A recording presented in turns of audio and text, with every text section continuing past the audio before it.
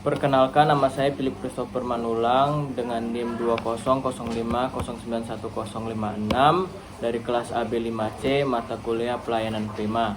Di sini saya akan mewawancarai saya bersama narasumber Ibu Agustina Buru Purba ingin mewawancarai SOP tentang pemeriksaan tumbuh kembang balita di Puskesmas Tuntungan.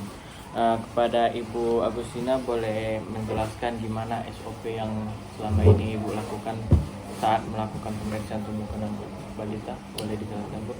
Oke, baik. Saya akan menjelaskan tentang standar operasionalnya pelayanan pemeriksaan tumbuh kembang balita di Puskesmas Tuntungan. Nah, jadi ketika ada pasien atau anak balita yang datang ke puskesmas untuk berobat atau untuk melakukan konsultasi tentang tumbuh kembangnya, yang pertama melakukan pendaftaran terlebih dahulu di bagian kartu. Nah, setelah itu kemudian petugas akan mengarahkan ke poli anak.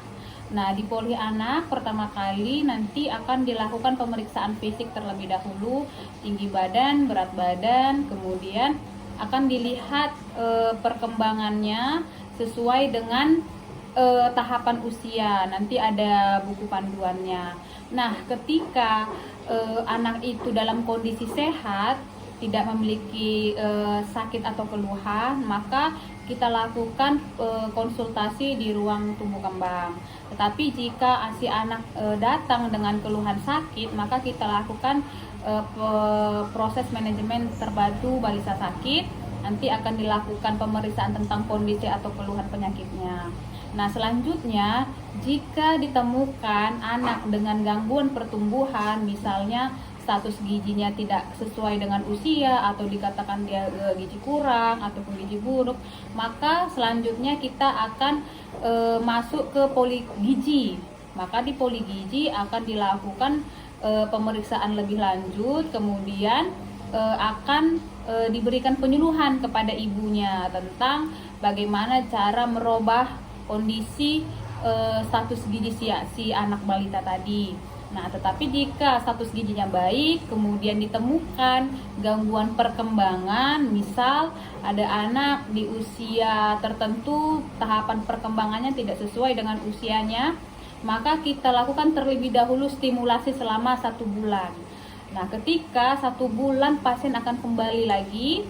Nah, jika setelah 1 bulan tidak menunjukkan perkembangan atau perbaikan sesuai dengan yang diharapkan, maka alur yang selanjutnya kita akan rujuk ke rumah sakit untuk dilakukan konsultasi ataupun terapis yang lebih lanjut, begitu dia. Oh, berarti ujung dari itunya dia si anak dirujuk ke rumah sakit untuk terapis. Iya, tetapi sebelum itu kita lakukan dulu stimulasi di sini. Jadi setelah kita periksa ternyata anak ini mengalami tahapan perkembangannya yang misal dia gangguan motorik, misal begitu. Tetapi jika dia mengalami gangguan perkembangan, misalnya dia ada curiga autis, kemudian dia ada curiga Down syndrome dan segala macam, nah itu memang kita langsung rujuk ke dokter ahli, ke rumah sakit. Nah, begitu, karena stimulasi pun kita lakukan di sini tidak akan merubah kondisinya gitu. Karena kalau yang begitu kita harus lakukan pengecekan untuk diagnosa pasti.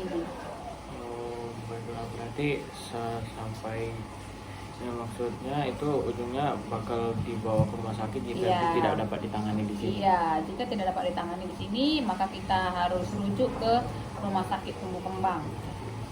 Baiklah, terima kasih banyak Ibu Agustina Buru Purba sebagai narasumber SOP saya kali ini.